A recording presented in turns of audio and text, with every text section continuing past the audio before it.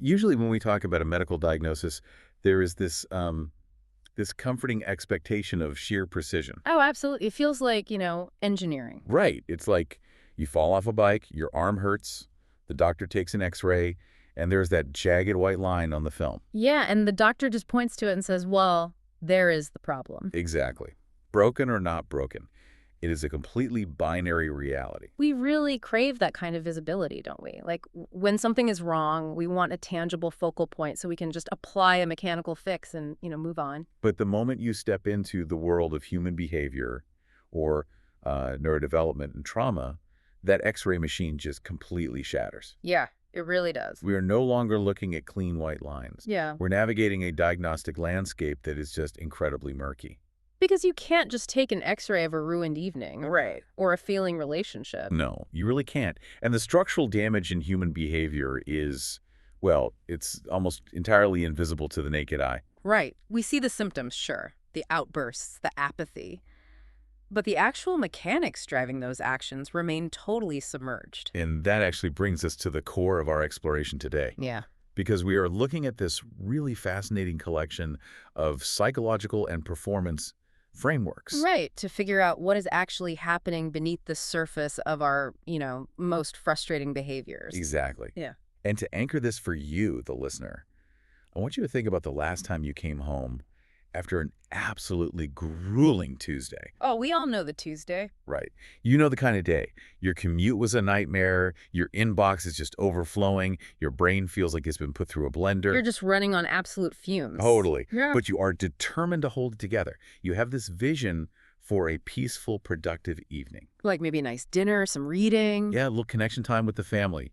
You've basically constructed this mental fortress of good intentions just to survive the last few hours of the day. So you walk through the front door, you put your keys in the bowl, and immediately your eyes lock onto the living room. And there's your child. There is your child, staring completely blankly at a television screen, controller in hand, entirely absorbed in a digital world. Oh, man. Right next to them, spread out over the coffee table like a chaotic mosaic, is their homework. Completely untouched. Just ignored. And the collision between your mental fortress of an ideal evening and the reality of that living room is, it's instantaneous. In a fraction of a second, your heart rate spikes. Your peripheral vision literally narrows. All those peaceful, productive intentions simply evaporate. Right. And you explode. You yell. You yell. You issue extreme irrational ultimatums like, if you do not turn that off right this second, I am throwing the entire console into the driveway. We've all been there. And then you storm off into the kitchen, maybe slam a cabinet door for good measure. Right, just to punctuate the anger. It is a complete physiological hijacking masquerading as a parenting decision. Wow. Yes, a physiological hijacking. Yeah. And here is where the real agony sets in, right? A few hours later, the house is totally quiet. The kids are in bed. You are sitting on the couch alone, and this massive tidal wave of guilt just washes over you. Because you are a successful, educated adult. Exactly. You manage incredibly complex projects at work. You navigate nuanced client relationships all day long. You've read the personal development books. Yes. You understand the theories of gentle parenting. You know how to communicate effectively. You possess this vast intellectual database of how you should act. Yet, in that crucial split-second moment in your own living room, you reacted with the emotional maturity of a toddler having a tantrum. It is excruciating. We judge ourselves ruthlessly for that gap. The gap between our intellectual knowledge and our internal reactivity is honestly one of the most painful aspects of the human experience. It really is. Why is it that despite our absolute best intentions and our libraries of knowledge, we still sabotage our own potential? Why do we nuke our relationships in these split-second moments, knowing full well we are going to regret it 20 minutes later? Well, to answer that, we have to stop looking at the intellect entirely. Right, really. Just ignore the intellect. Pretty much. The intellect is essentially sitting in the passenger seat, holding a map, while the nervous system is actually driving the car at 90 miles an hour. Oh, wow. That's a great image. Yeah, and the frameworks we are analyzing today provide a profound roadmap for understanding this dynamic. So we are going to examine the hidden biological and psychological mechanisms running beneath these outbursts. Exactly. And more importantly, we're going to look at how true high performance, whether that's in a boardroom, on a creative project, or, in your living room, requires us to master our hidden inner world. Not just our external habits. Right. But let me push back on the premise for a second, because mastering our inner world can sound a lot like standard corporate stress management. Yeah, I hear that. Are we just talking about taking a deep breath, counting to 10, and trying to white-knuckle our way through frustration?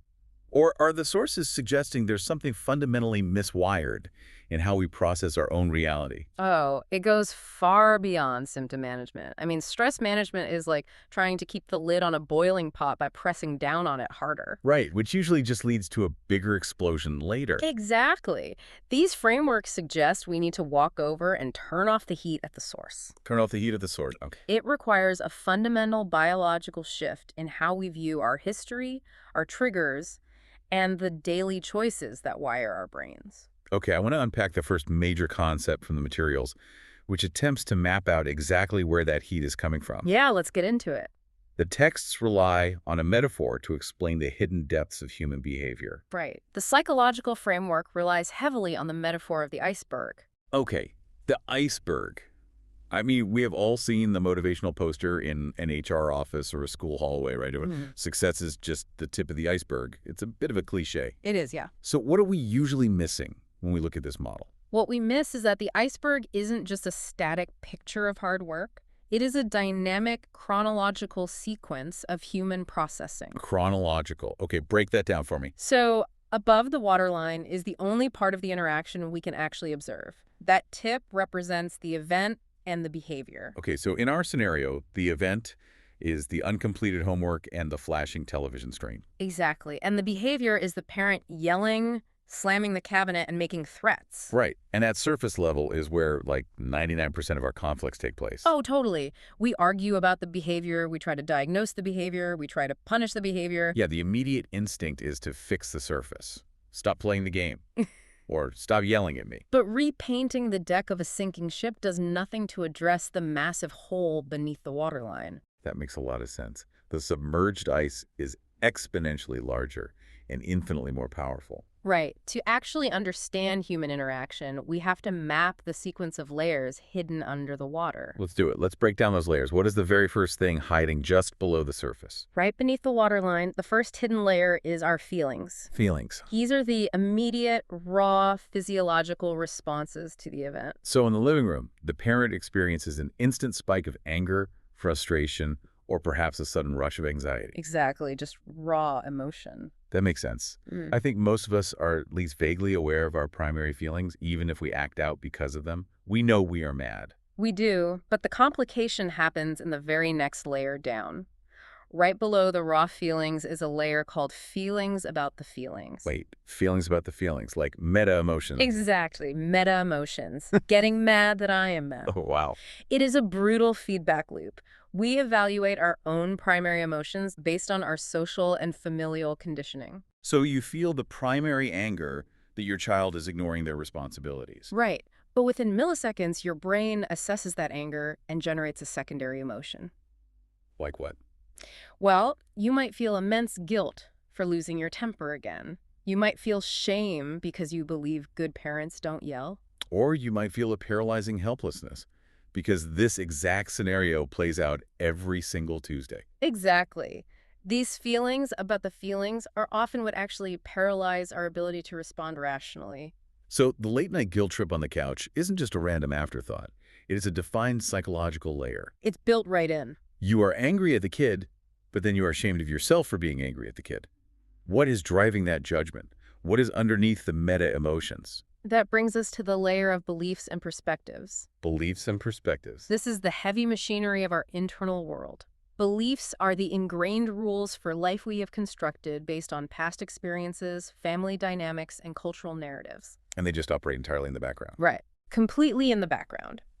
In our scenario, the parent might hold a deeply wired belief that says, children must demonstrate instant obedience to show respect. Or, perhaps more dangerously, a belief that says, if my household is chaotic, it means I am fundamentally failing as a parent and an adult. Exactly. Wait, is a parent yelling about a video game really a deep crisis of self-worth? That seems like a massive leap. I mean, isn't it sometimes just that the kid is breaking the rules and it's annoying to have to enforce them after a long day?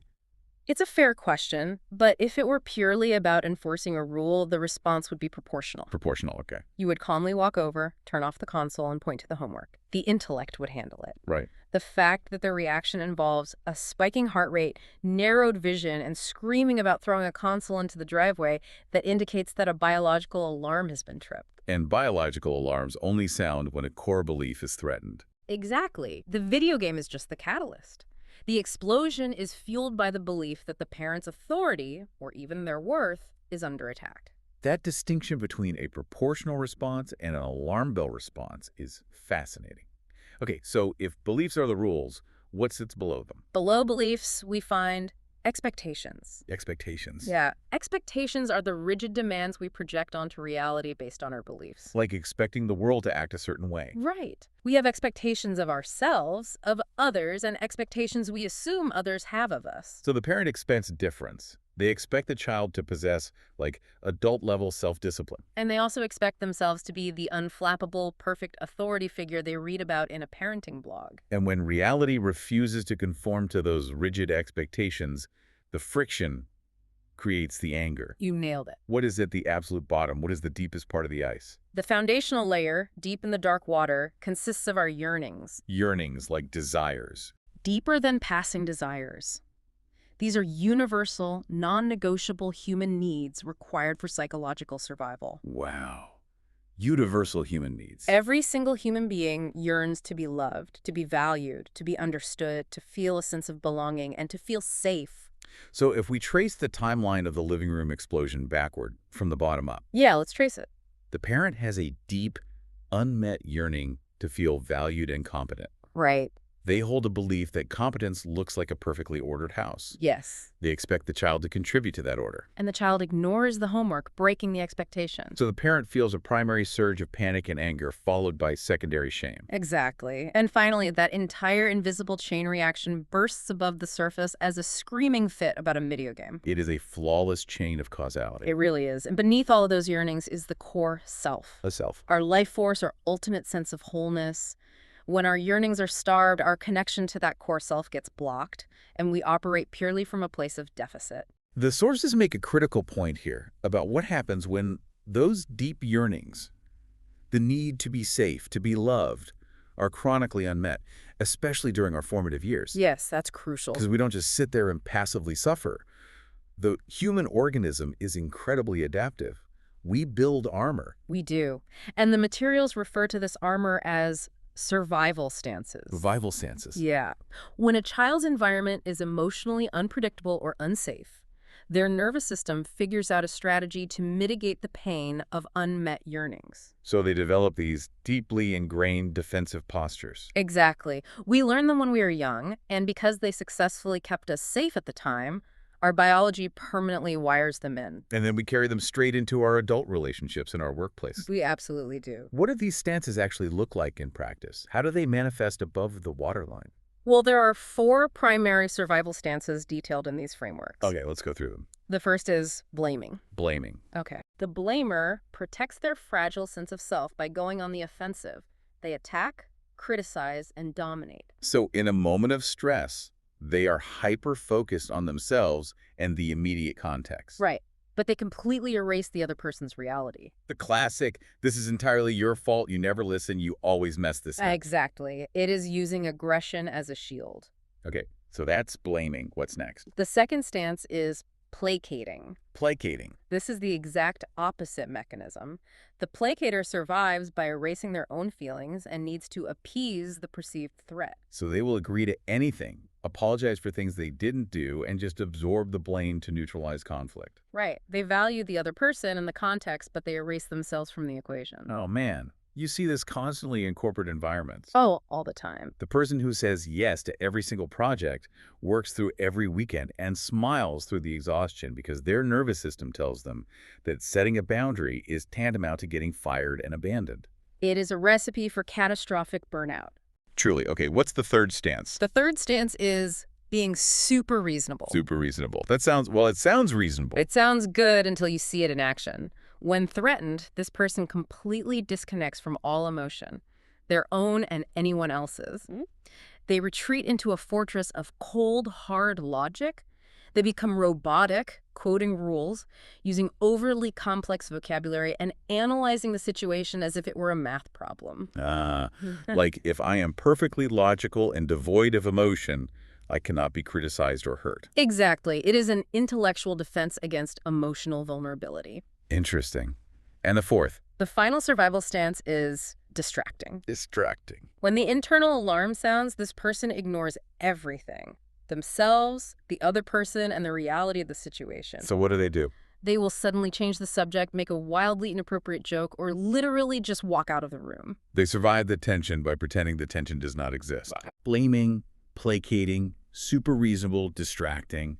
When you lay them out as biological survival strategies, you realize how utterly futile it is to just address the surface behavior. It's completely futile. Like if someone is making an inappropriate joke during a tense meeting because their nervous system is in a state of distracting panic, telling them to take things seriously does not work. No, it's like telling someone who is drowning to stop splashing so much. The splashing isn't the problem. The lack of oxygen is. The behavior is just the symptom of the survival stance. Exactly. Let's apply this massive psychological structure back to our living room scenario.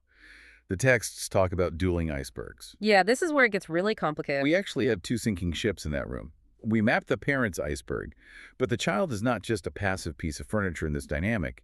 They have their own massive underwater structure. Oh, absolutely. The child's iceberg is just as complex and just as volatile. Let's map it. So above the water, their behavior is defiance, silence, or just staring numbly at the television. But below the surface, Their immediate primary feeling might be intense anxiety or the suffocating feeling of being cornered. and the meta-emotion, the feeling about the feeling. It could be a profound sense of inadequacy, a feeling of I am anxious, I am failing, and therefore there is something deeply wrong with me. Oh, man. So what beliefs are forming from that? If I put myself in the shoes of a struggling kid, the belief might be, my parents only value me when I produce good grades. My worth is entirely conditional on my academic output. Right. And their expectation becomes that any interaction with the parent will inevitably devolve into a lecture, a criticism, or a punishment. They just expect to be attacked. Exactly. Which brings us down to their yearnings. The yearnings layer again. The child yearns for autonomy. They yearn to be seen as an individual, not just a vessel for homework. Right. And they yearn for unconditional acceptance, to know they are loved even when they are struggling or distracted. So you have these two massive, invisible structures of unmet yearnings, rigid beliefs, and raw emotions. Crashing into each other. Yeah. The parent is starving for respect and validation, and the child is starving for autonomy and unconditional safety. And these two immense icebergs violently crash into each other in the living room, while intellectually both parties think they're just fighting about Mario Kart. The tragedy is the disconnect. It really is. But here's the biological question. Why is this collision so explosive? I mean, why can't the adult simply use their fully developed adult brain to de-escalate? We have a prefrontal cortex. Why does it vanish when we see uncompleted homework? This is where the source material transitions from psychology into neurobiology, specifically addressing the concept of the inner child as a physical reality. Inner child. Okay, break that down. When a core belief is threatened or a deep yearning is triggered, we do not respond as logical adults. The nervous system undergoes a literal regression. Wait, when you say regression, you mean a physical shift in brain activity, not just a metaphor. A literal, measurable shift. When the brain perceives a threat to its core identity, the amygdala, the primitive fear center of the brain, completely seizes control. The alarm system. Yes, it triggers the sympathetic nervous system, flooding the body with cortisol and adrenaline. And what happens to our logic? Crucially, as the amygdala flares up, it inhibits the prefrontal cortex, which is the region responsible for logic, emotional regulation, and foresight. So your higher cognitive functions literally go offline. They go dark. Yeah. So the adult in the room is biologically operating with the threat assessment hardware of a frightened child. Wow. The phrase children in adult bodies isn't poetry. It's a neurological diagnosis of a triggered state. Exactly. If you did not experience consistent emotional safety in your formative years, if you were not modeled how to regulate the amygdala. Your nervous system defaults to the survival stances you learned at age 6. Right. You cannot fight a biological fire alarm with intellectual reasoning. The sources highlight a really specific, devastating detail about this dynamic. It is a phenomenon called the double bind. Oh, this is so important. Let's talk about it. Yeah. Let's say I realize my heart rate is spiking. I remember some advice I heard, and I know I am supposed to use a calm, steady voice. So I force my vocal cords to relax, I paste on a strained smile, and I say, honey, it is time to put the game away and do your homework. Right, using the right words. I am using the right words, but internally my blood is boiling. What actually happens in that moment? This is one of the most critical mechanisms in developmental biology. When you attempt to fake a calm demeanor while your internal nervous system is in a state of chaotic hyperarousal, you create biological incongruence. Biological incongruence. Then children are evolutionary radar dishes. That's a great way to put it. They're deeply attuned to the physiological state of their caregivers because their survival depends on it. So they aren't just listening to the words. They are reading the data. They are processing microexpressions, muscle tension in your jaw, the dilation of your pupils, and the shallow, rapid rhythm of your breathing. Wow. Your words are broadcasting safety, but your autonomic nervous system is screaming, danger, threat, attack. That sounds completely crazy-making for a kid. They are receiving two totally conflicting data streams. It creates immense insecurity. The child is caught in the double bind. Do they trust the script? Or do they trust the biology? And what do they choose? The profound takeaway from the research is that a human being will always, without exception, adapt to the biological reality over the spoken words. Because biology doesn't lie. Exactly. A tiger might have a pleasant roar, but if its muscles are tense to pounce, you run. Right. So the child reacts to the parent's suppressed rage, perhaps by becoming defensive or completely shutting down. And then the parent gets even angrier because the child isn't responding to their nice, calm voice. The parent thinks, I'm being so reasonable. Why are they acting out? While the child's nervous system is just trying to survive the parent's hidden physiological storm. Okay, this paints a rather terrifying picture. It's intense. If we are completely hijacked by these submerged icebergs and our prefrontal cortex goes offline and we can't even fake our way out of it because our kids will read our pupil dilation, how do we actually stop the ship from sinking?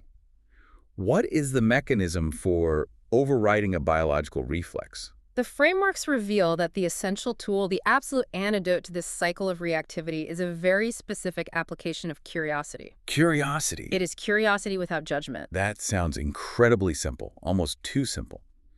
But in the heat of the moment, when I mess up, my internal monologue is instantly brutal. Oh, absolutely. I'm like, why am I doing this? Why can't I control myself? What is wrong with my brain? And notice the exact word you're using. Why? Why? Asking why is an evaluative question. It immediately puts your own ego on trial. It invites shame and self-blame, which the brain perceives as another threat. So asking why actually triggers the amygdala again, pouring gasoline on the fire. Exactly. The shift requires moving from, why am I doing this, to, what am I experiencing right now? Moving from an interrogator to an observer. Yes. What is descriptive? Like, what is my heart rate doing? What is my jaw doing? Exactly. It engages the prefrontal cortex to act as a witness to the biology rather than a judge of it. That's a crucial distinction. But the texts provide a crucial warning here. Reconnecting with these hidden iceberg layers, feeling these repressed bodily sensations, is incredibly delicate. How so? The materials use the analogy of a high-stakes chemistry experiment. Walk us through the chemistry experiment. Why is it dangerous to just dive straight into the deep end of our own icebergs? Imagine you're in a laboratory and you have two highly volatile reactive compounds in separate beakers. Okay, I'm picturing the beakers. If you just take one beaker and dump the entire contents into the other, you are going to cause a catastrophic explosion. Boom, right. That is precisely what happens if an individual tries to suddenly feel all of their repressed childhood pain or the entire weight of their unmet yearnings all at once. The nervous system simply cannot handle the voltage. It will overwhelm the window of tolerance.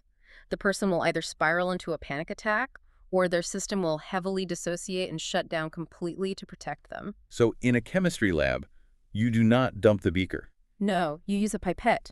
You extract a tiny amount and you introduce it drop by drop. Drop by drop. You let the system integrate the new information slowly. Right. So how does that translate to standing in the living room, wanting to launch a video game console into orbit? What is the pipette in that scenario? The pipette is the most basic, undeniable physical reality of the present moment. You start by simply tracking your physiology. So you don't try to analyze your childhood relationship with your own mother. No, definitely not in that moment. You just notice the sensation in your chest. You notice the tightness. You notice that you are holding your breath. You're just locating the physical manifestation of the iceberg. Exactly. And the sources mention a visualization technique to help create a buffer while you do this. Yes. To prevent the feeling from consuming you, you can imagine taking that intense sensation, the knot of anger, the burning frustration, and physically removing it from your body to place it in a safe box on a shelf across the room. Oh, I like that. So you aren't suppressing it. You aren't saying it doesn't exist. Yep.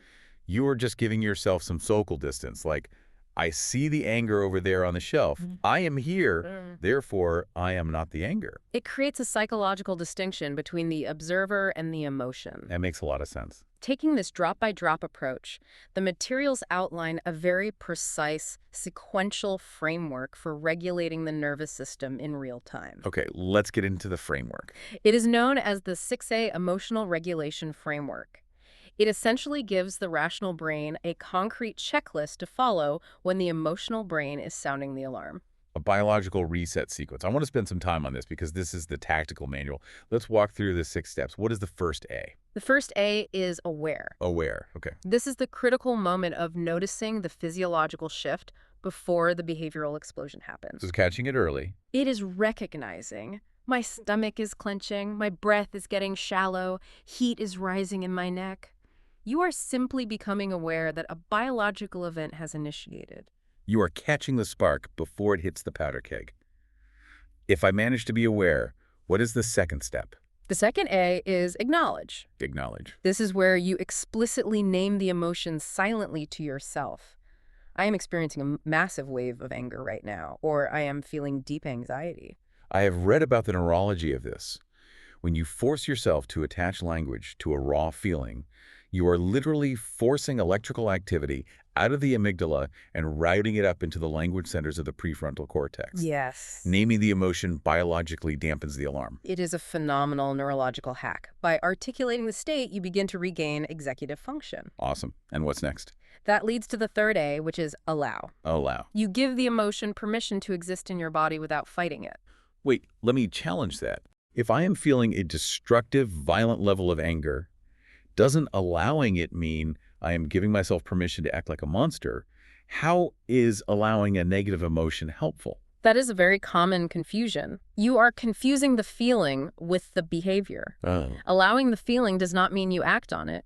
It means you stop resisting its internal presence. I see. When we feel a negative emotion, our instinct is to push it away. We say, I shouldn't be angry, calm down, stop feeling this.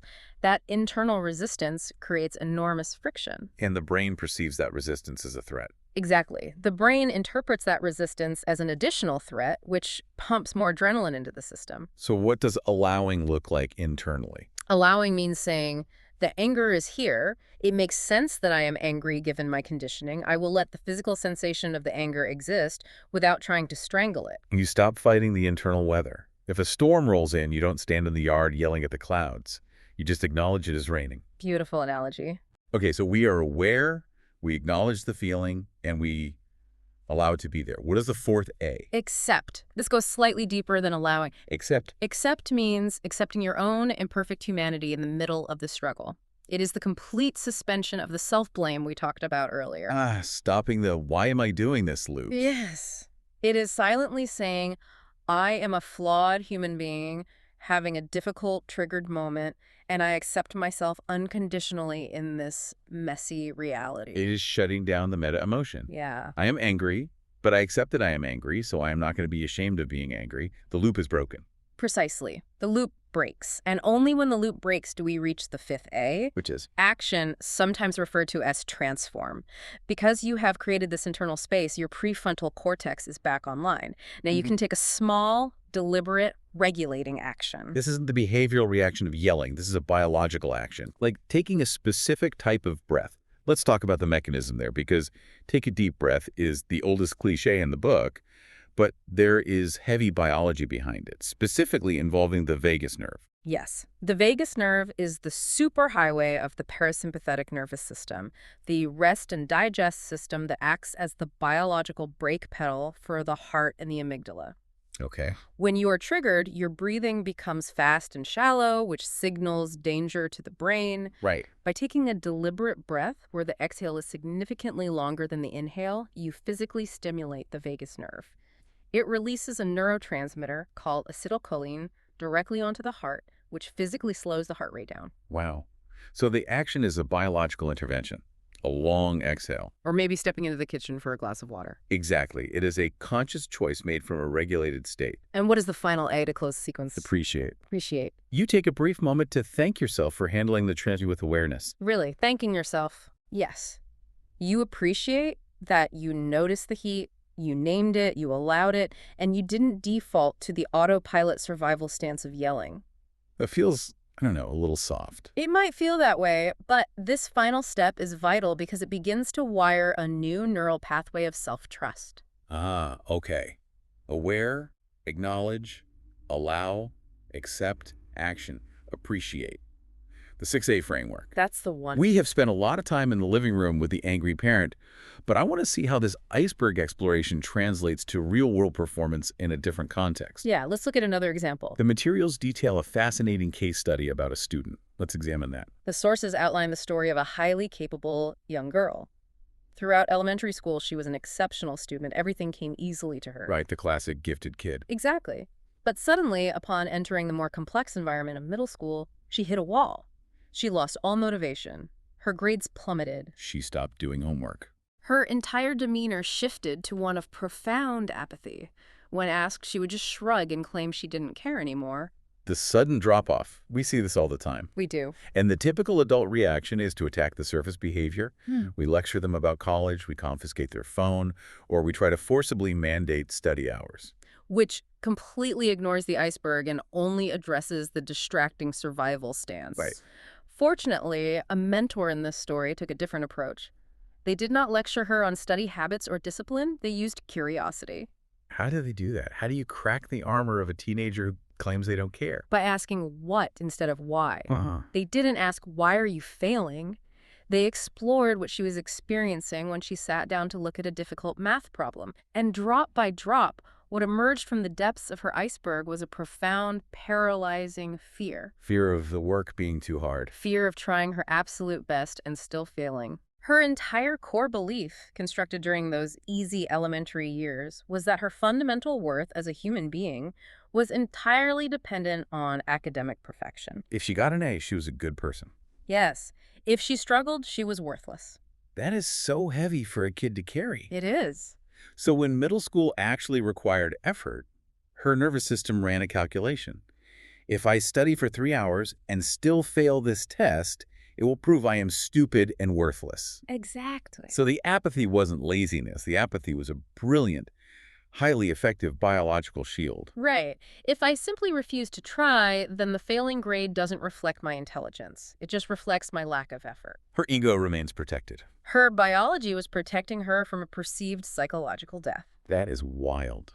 Once the mentor helped her acknowledge that raw fear, the primary feeling, they could restructure the deeper layers. How did they do that? They worked to redefine her core expectation. They shifted the metric of success away from perfect grades and toward consistent daily effort. They changed the rules of the game so she could actually win. And from that place of newly established safety, they set a laughably small, non-threatening goal study for just 30 minutes a day. Not to get an A, not to pass the test. Just sit with the material for 30 minutes. Yes. And because the biological threat of worthlessness was removed, her prefrontal cortex could actually engage with the math problems. Exactly.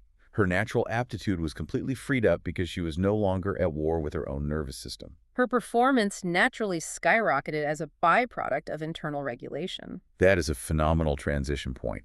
It beautifully illustrates that emotional regulation isn't just about feeling warm and fuzzy or avoiding arguments. No, not at all. It is a strict biological prerequisite for high-level cognitive performance. It really is. If your amygdala is screaming, your prefrontal cortex cannot solve a math problem, and it cannot write a business proposal. Absolutely. So let's evolve the conversation here. Let's assume we have stopped the sinking ship.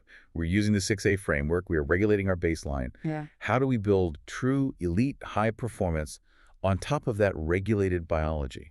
This is where we shift from the psychology of healing into the architecture of achievement. I love that phrase, the architecture of achievement. The frameworks are very clear that high performance is not merely the result of grinding harder or sleeping less. It is defined by a specific equation. What is that equation? Aptitude combined with attitude. Aptitude and attitude. Let's define the terms. Aptitude is the hardware, right? Yes. Aptitude encompasses your inherent skills, your natural talents, and your genetic predispositions. Okay. You might be born with a genetic marker for exceptional spatial reasoning or a high density of fast-twitch muscle fibers. That is your baseline aptitude. Right. But attitude represents the software, your mindset, your perseverance, your environmental design, and your daily habits. There is a concept in molecular biology that perfectly illustrates this. Epigenetics. Oh, yes. The idea that your DNA isn't your destiny. Your genetic code provides the blueprint, but your lifestyle, your environment, and your daily choices act as the contractor, deciding which genes actually get turned on and off. Genetics might load the gun, but your daily habits pull the trigger. The science of epigenetics proves that potential is entirely dynamic. Right. You can possess the genetic aptitude for brilliant leadership, but if your daily attitude consists of dysregulated stress, poor sleep, and a rigid survival stance, those brilliant genetic markers may never express themselves. So the first step in architecting a high-performance life is consciously defining what you are actually aiming at. Because if you don't define success for yourself, society will eagerly hand you a definition. And you might spend 40 years climbing a ladder only to realize it is leaning against the wrong wall. The materials reference a massive, decades-long university study on adult development and happiness to clarify this point. Right, the longitudinal study. Researchers tracked cohorts of people over their entire lifespans to empirically determine what actually constitutes a successful, fulfilling human life. I think we all intellectually know the answer isn't make $50 million, but what did the data actually reveal? What were the markers of the highest performers at the end of their lives? The data was definitive. Long-term fulfillment, physical health, and sustained high performance did not correlate with raw wealth accumulation, corporate titles, or fame. So what did it correlate with? The ultimate predictors of a great life were the quality of a person's close relationships, a deep sense of daily purpose, the maintenance of physical vitality, and a feeling of integration within a community. Quality relationships and purpose. If the data is that clear, how do we practically structure our daily lives to ensure we are building toward that rather than just reacting to our inboxes? The architectural foundation begins with identifying your core values. This is the concept of establishing absolute coherence in your life. Core values. Coherence. Let's unpack that. The texts challenge individuals to distill their entire driving philosophy down to just one or two core values. Wait, just one or two, not a list of 15 nice-sounding words on a corporate whiteboard. No, just one or two non-negotiable principles that serve as your compass. That forces a brutal prioritization. Why so few? Because if everything is a priority, nothing is a priority. When the pressure hits, you need a definitive North Star to make split-second decisions. Makes sense. The author of one of our source texts, for instance, narrowed their core values down to just two concepts: courage and authenticity. Courage and authenticity. Every single decision, whether to take a job, how to handle a conflict, what to post online, is filtered through that dual lens. Is this action courageous? Is it authentic? And if the answer is no, it doesn't happen. Exactly. This brings up the concept of coherence. Having the core values is one thing, but how do we achieve coherence with them? Coherence is the seamless alignment between your internal stated values and your external measurable reality. It means your daily calendar, your bank statements, and your momentary interactions all provide empirical evidence of your core values. Wow. We see the opposite of coherence all the time, particularly in high-stress professions. Constantly. An executive claims that family and health are their ultimate core values. Right. But if we audit their calendar, they're working 80 hours a week, they haven't eaten dinner with their children in a month, and they sleep 4 hours a night. The friction between their stated values and their physical reality is massive. And that lack of coherence is biologically corrosive. Corrosive. It generates a constant, low-grade internal stress because your nervous system knows you are living a lie. It destroys potential and inevitably leads to systemic burnout. To combat this, the texts offer a practical visual model for life designed to ensure coherence. It is called the hierarchy of priorities. Yes, the target model. I love a good visual framework. Describe the model for us. Imagine a target with 3 concentric rings. Right in the center, the bullseye is your ultimate overarching vision for success. Okay. This should be broad, emotionally resonant, and deeply personal. It might be as simple as cultivate a vibrant, peaceful family, or create art that challenges the status quo, or simply have a great life. The bullseye is the destination. What is the next ring out? The second ring contains your pillars. These are the major structural areas of human life that must be maintained to support that central vision. Okay, so what are the pillars usually? Usually these are categorized into the physical, the mental, and the emotional or spiritual domains. If any one of these pillars rots away, the entire structure collapses, regardless of how much money you make. On the outermost ring. The third ring gets into the granular specifics. These are the non-negotiable daily habits that sustain the pillars. This is where high performance moves from philosophy into action. Let's break down these specifics because this is the actual daily grind. Let's look at the physical pillar first. What are the specific habits that sustain the physical biology required for high performance? Daily intentional movement is a baseline requirement, not just for cardiovascular health, but because physical exertion helps metabolize the cortisol and adrenaline generated by daily stress. Right. However, the materials place the absolute highest premium on the non-negotiable power of sleep and recovery. It feels like the cultural narrative is finally shifting on sleep. Thankfully. For decades, the hustle culture mandate was sleep when you're dead. We viewed sleep as a biological inconvenience for the weak. We really did. But now, we're understanding the neurological mechanism. When we sleep, the brain literally washes away metabolic waste products like adenosine, which accumulate during waking hours and cause brain fog. Yes. Furthermore, REM sleep is when the brain processes emotional data, essentially resetting the amygdala's sensitivity for the next day. It is the ultimate, irreplaceable performance enhancer. If you are chronically sleep-deprived, your amygdala is hyperreactive, making you instantly prone to the survival stances and icebergs we discussed earlier. Right. Prioritizing a strict, disciplined recovery routine is the ultimate specific habit of the physical pillar. Okay, what about the mental pillar? How do we specifically sustain that? The mental specifics involve a balance of active engagement and deliberate stillness. Okay, so stillness and action. Yes.